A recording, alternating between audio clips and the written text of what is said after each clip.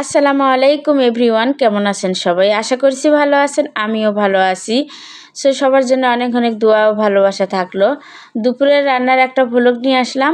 অনেক দিন হলো বড় ভিডিও আপলোডই দেওয়া হচ্ছে না, সময়ও পাই না, সব মিলিয়ে আর কি অনেক ব্যস্ত থাকি। বাচ্চাদের স্কুল খোলা মানে আমার ব্যস্ততা, আসলে বাচ্চাদের নিয়েই যত ব্যস্ততা সব মায়েদের, আমারও সেম একই অবস্থা। সব ধরনের ব্যস্ততা কিন্তু আসলে বাচ্চাদের নিয়ে। এই তো বাচ্চাদের জন্যই কিন্তু আমি রান্না করছি। ঈদের পরে এই প্রথম মুরগির মাংস রান্না হচ্ছে। সকালে কিন্তু গরুর মাংস রান্না করেছিলাম, ভাবলাম যে এই রান্নাটা দিয়ে দুপুর পর্যন্ত চালিয়ে দিব, আর কিছু সবজি আর মাছ রান্না করব। সকালে গরুর মাংস দিয়ে পরোটা খাওয়া হয়েছে, ভাবলাম যে দুপুরে একটু মাছ অথবা একটু ডিম ভুনা করব, ওইটা দিয়ে চালিয়ে নিব। কিন্তু বাচ্চারা বলছে ঈদের পর এখনও মুরগির মাংস খায়নি। মুরগির মাংস খাওয়ার জন্য নাকি ওদের অনেক ইচ্ছা করছে। ভাবলাম যে এই তো ওদের ইচ্ছাটাই পূরণ করে দেই। বাচ্চারা খেতে চেয়েছে, না তো করা যাবে না। এই জন্য বাচ্চাদের জন্য এই তো মুরগির মাংস করে নিচ্ছি। আর আমি কিন্তু মুরগির মাংস খুব বেশি একটা খাই না, ধরতে গেলে খাই না, বাচ্চাদের জন্যই আসলে রান্না করা হয়। আর বাচ্চারা কিন্তু গরুর মাংস একদমই খেতে চায় না। ঈদের পর থেকে কিন্তু গরুর মাংসই খাওয়া হচ্ছে, মুরগির মাংস একদমই রান্না করা হয়নি, এই প্রথম রান্না করলাম।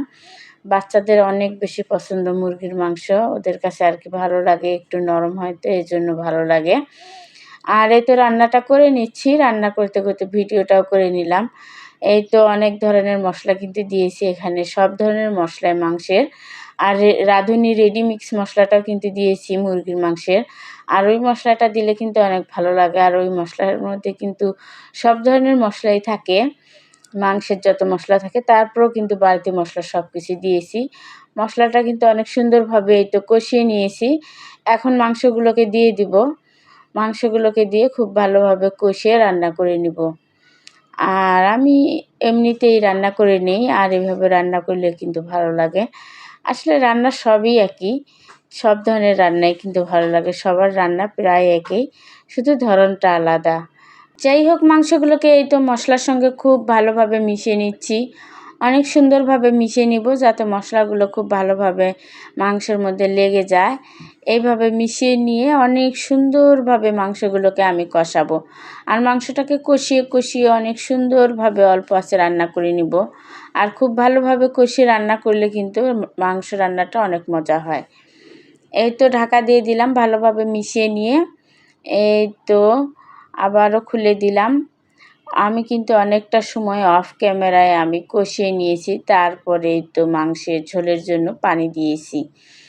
মানে এই তো প্রায় হয়েই গেছে, বেশি সময় লাগবে না কিন্তু, আর অনেকটা কিন্তু হওয়ার পথেই, আর একটুখানি পরেই কিন্তু রান্নাটা কমপ্লিট হয়ে যাবে।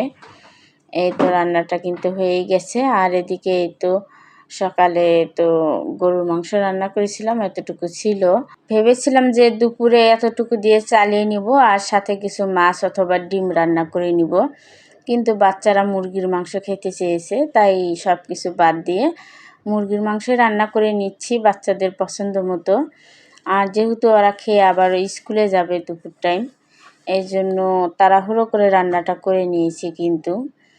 আর দুপুর টাইমটা আমার অনেক বিজি থাকি, অনেক ব্যস্ত থাকি, খুব বেশি ব্যস্ততায় কাটে। বাচ্চাদের টাইম মতো খেতে দিতে হয়, স্কুলে আনা নেওয়া, তারপরে খাবার খাওয়ানো, সব মিলিয়ে আর কি অনেক ব্যস্ততায় সময়টা কেটে যায়।